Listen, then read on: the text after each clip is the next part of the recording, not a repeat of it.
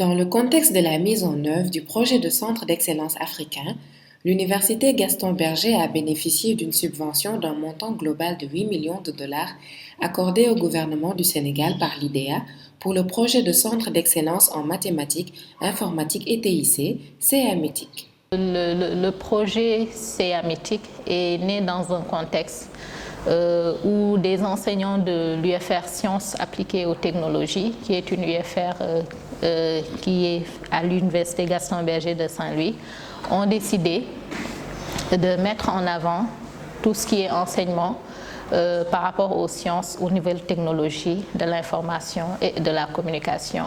Et c'est pourquoi ils ont décidé de rentrer en compétition avec plusieurs autres universités africaines afin de pouvoir accueillir le Centre en mathématiques, informatique et technologies de l'information et de la communication au Sénégal et plus particulièrement à l'UGB, afin aussi de favoriser la formation dans ces nouvelles sciences-là et technologies qui sont des piliers importants dans le développement du Sénégal et de l'Afrique en particulier.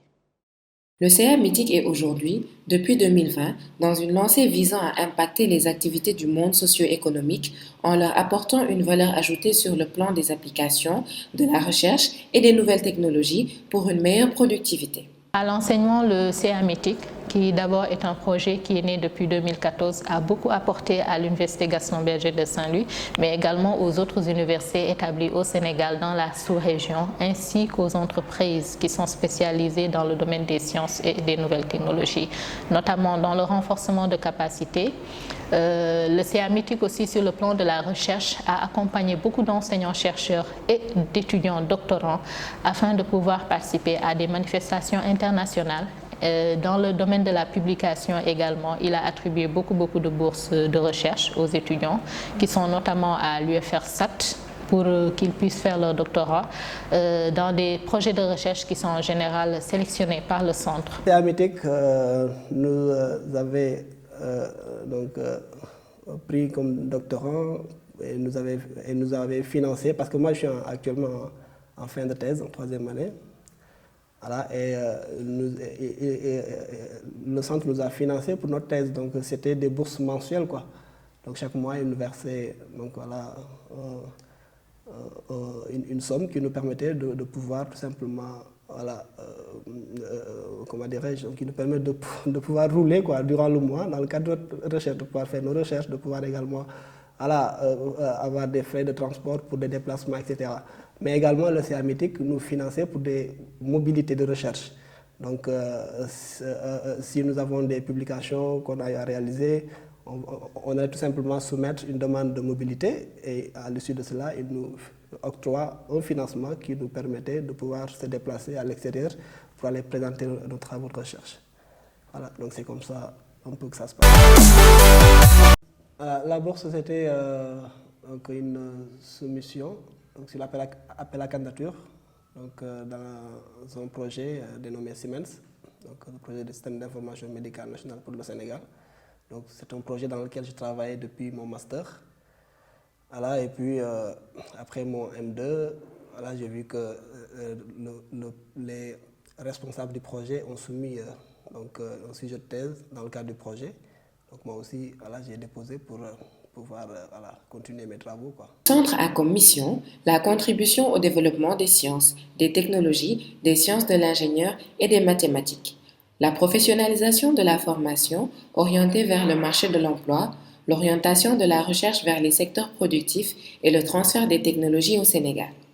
Sur le plan des missions, le CAMETIC il a l'objectif de former des ressources compétentes capables de soutenir le développement du Sénégal, de la sous-région et de l'Afrique de manière générale, mais aussi de renforcer les outils de la recherche, comme je vous l'ai dit tout à l'heure, d'accentuer le partenariat avec le monde socio-économique, parce que depuis 2020, avril 2020, le CAMETIC est rentré dans une seconde phase qu'on appelle le programme Its Impact, et qui est censé impacter, voir comment le centre peut impacter sur les communautés externes.